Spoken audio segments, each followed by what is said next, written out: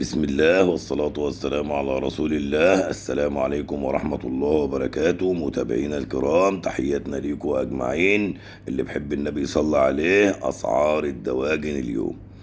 أسعار الدواجن اليوم: الأبيض التسمين ثبات واستقرار على 62 تنفيذات، وثبات واستقرار في الساس التسمين كمان، وثبات واستقرار في الأمهات، وانخفاض أسعار الكتاكيت، وثبات واستقرار في أسعار البيض. وإن شاء الله خلال أيام بسيطة يكون فيه ارتفاع في أسعار الأبيض التسمين، ويكون في عدالة ما بين أسعار البيع للمربيين وللتجار وللمستهلكين، وربنا يفتح لنا ويفتح لكم أبواب الرزق وأبواب الخير.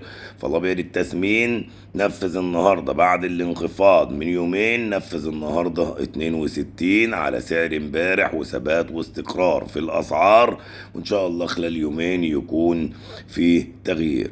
المعروض خفيف شويتين وقليل شويتين، ومجرد ما يكون فيه سحب شوية في السوق بإذن الله يكون فيه ارتفاع في الأسعار ويظبط السوق، ويكون فيه عدالة ما بين سعر البيع وما بين سعر الإنتاج كمان.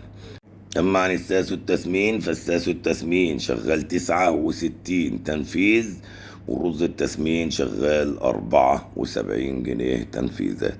أما عن البلد الحر، فالبلد الحر شغال 88 تنفيذات، والأمهات اللي هي بتنتج الكتاكيت اللي هي مصانع البروتين ب58 وب59 تنفيذات.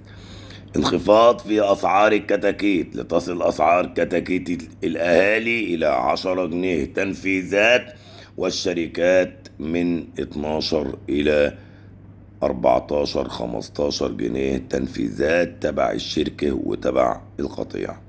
أما عن البيض كالسم الأطفال، فالبيض الأبيض ب78 تنفيذات، والأحمر ب85 تنفيذات، والبلدي النهاردة ب95 جنيه تنفيذات. أسعار الأعلاف ارتفاع بسيط في أسعار الأعلاف نتيجة لارتفاع سعر الدولار، ويصل سعر الأعلاف الصينية إلى 27,000 جنيه، والأعلاف المصرية إلى 26 وشوي. تابعونا على صفحة بورصة المنصورة للدواجن إدارة الحاج عبد المغيث، واضغط لايك باستمرار عشان مقيدين، وتابعونا على قناة رئيس جمهورية الفراخ ليصلك كل جديد، وتعرف أسعار الدواجن أو المنتجات سواء للمستهلكين أو للمربيين أو للتجار أو لجميع العاملين في مجال صناعة الدواجن أجمعين. أما عن الأسعار هنا في الإمارات، فاللحم النهاردة ب9.5 درهم، والحي النهاردة ب10.5 درهم كمان. تابعونا باستمرار على الصفحة والقناة، وأي حد عنده استفسار عنده سؤال يكتب لنا في الكومنتات، وما ننساش اللايك باستمرار عشان طبعا مقيدين، وعشان تشوف الفيديوهات وتشوف اللايفات وتشوف كمان البوستات. واي حد عنده سؤال او استفسار على راسنا من فوق، وتحياتنا ليكم اجمعين، وربنا يجمعنا واياكم على خير، ويفتح لنا وليكم ابواب الرزق وابواب الخير، وييسر لينا وليكم كل امر عسير.